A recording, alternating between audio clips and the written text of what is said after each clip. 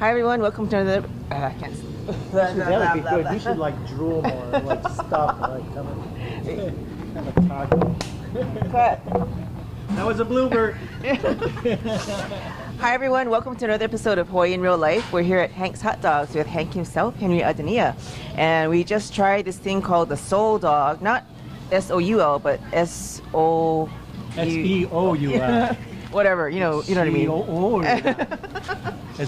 And this stuff, this kimchi aioli is good. That is great. But, again, as things, I always look to evolve things. And we've worked on recipes for almost the complete 5 years that we've been here. This will be tweaked together. I was trying it the other day, and I was like, it's good, but it needs a little something. So I was like, okay, what do you put on fries? It's ketchup. You need ketchup. So ketchup is illegal in Chicago, and that's my hometown. Really? So it's like, ketchup, I can't tell anybody I'm going to put ketchup on my hot dog. But I added that, and it's wonderful. It's really good. So all you Chicagoans, forget about it. This is sort of, this is a Korean version dog, so it becomes legal for me to add a little ketchup into our spicy kimchi dip. Too funny. Now, how come you're not supposed to eat ketchup? Or I think you were saying something about after a certain age, you're not supposed to eat. Well, I heard that it was over the age of 9, you had to grow up and stop using ketchup on your hot dog. But in Chicago, there's this thing, like if you're over 17, who knows what the real age is? Who knows? Some grandma made it up. I don't know. Maybe I made it up. But anyway, that's the way it was, is that in some places, they won't even serve ketchup in the restaurant. I'm like, whoa, that's pretty bold. Well, if you want it, we look the other way. Here, take your ketchup and put it on there. But otherwise, we play with it.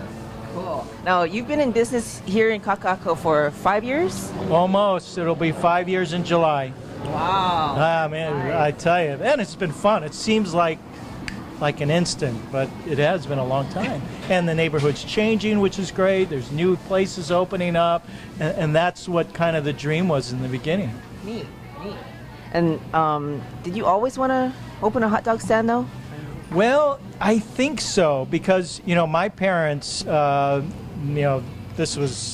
were from Hawaii, and they moved while I was still in the womb. Oh. I didn't pop out until 3 months after they moved to the mainland in L.A. And growing up as a child, I used to hear their stories. They owned a concession just by the natatorium. And they sold hot dogs like crazy, like 2,000 hot dogs in a weekend. I mean, it was massive, Of course, back then, they were only like a nickel or a dime or something like that. But I'd hear these stories, oh yeah, we used to live in Hawaii, we saw all these hot dogs and have soda and, spam musubi and things like that. I'm like, well, how did I miss the boat? So in my head, it's always been, I need a hot dog place on a beach. So it took 50 some odd years to actually achieve that. You don't even look that old. Yeah, well, it's in the blood. What can I say? But, you know the history. I got into really fine dining. Yes. But the hot dog dream still existed. All the chefs knew that, I would just talk. I said, hey, I want to go to Hawaii and open a hot dog place and relive the thing that I missed. So I made it happen. And I'm having a lot of fun. And you made it happen in a big way. It's fun. I love this.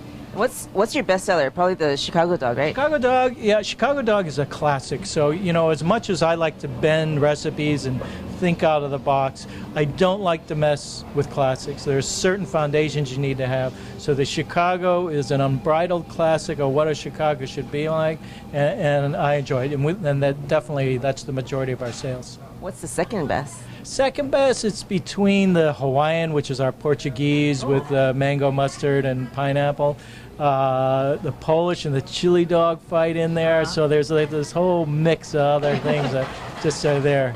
Dog eats dog. To see who's like number 1, number 2. Well, maybe just number 2. Dog eats dog. Yeah. So how do you draw your inspiration to create your next dog? Like I know you brought in one of your proteges to do the Wagyu dog, was it? Yeah, the Kobe dog. Yeah, that was Dale Levitsky from Top Chef fame. So, you know, I do talk to other chefs, but right now, you know, it's just, they kind of just stumble in.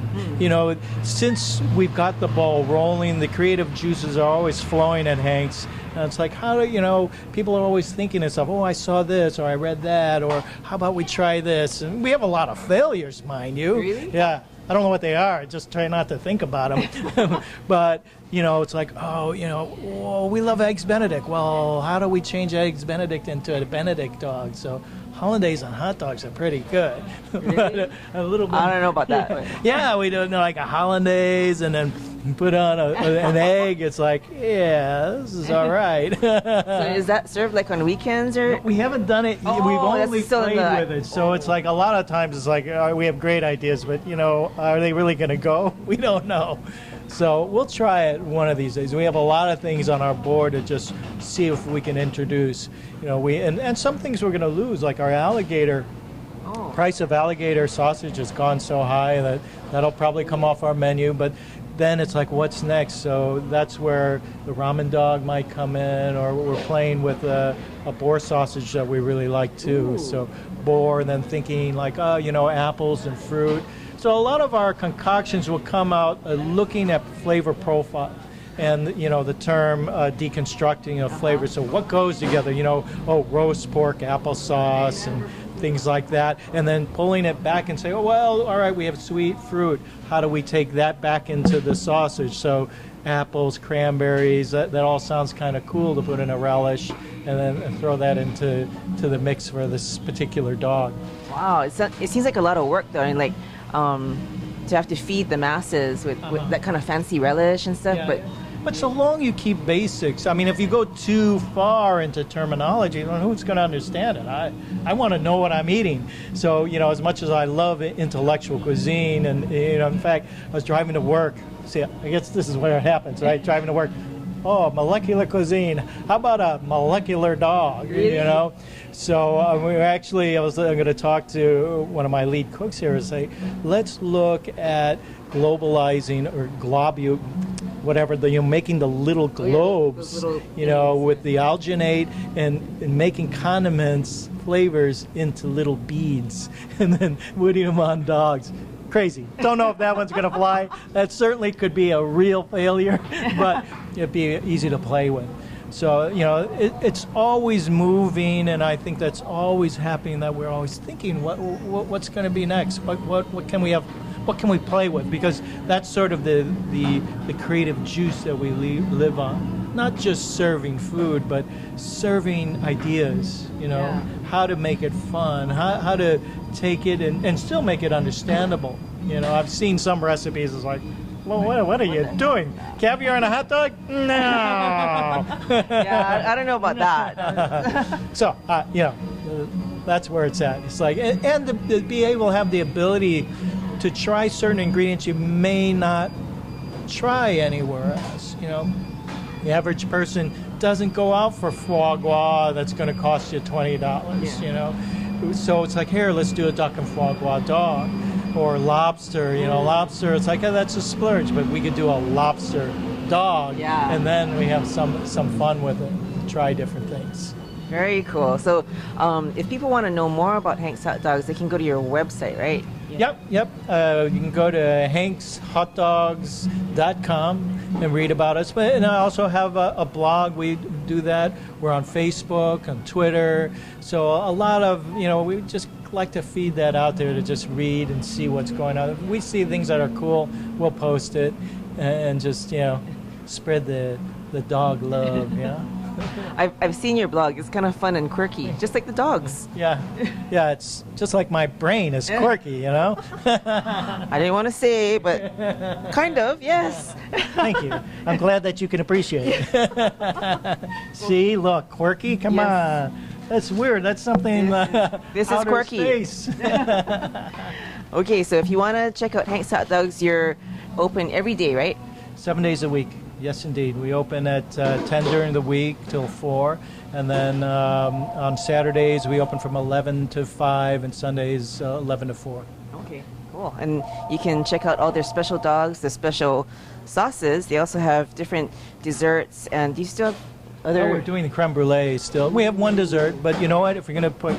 You don't really come to this kind of place for dessert, but it's kind of that secret. It's like our creme brulee is world class. It's some of the best creme brulee out there. We use the best ingredient, and it's killer. One of my former chef's recipes, so it's like, it's good stuff. Don't tell anybody though. Especially don't tell that chef, right? Yeah. Shh. Okay, so Ciao for thank now. you.